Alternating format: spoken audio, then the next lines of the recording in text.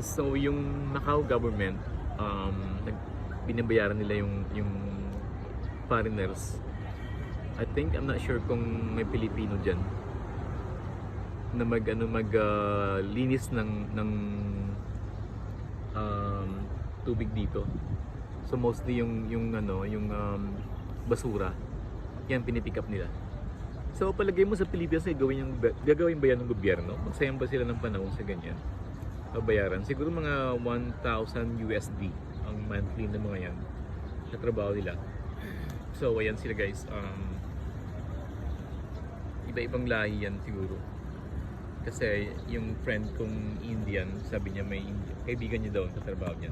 So yun ang trabaho mo, diba? Gaan-gaan, enjoy ka pa sa tubig, you know. So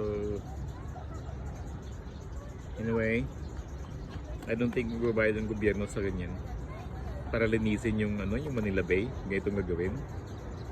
No, sayang pera, diba?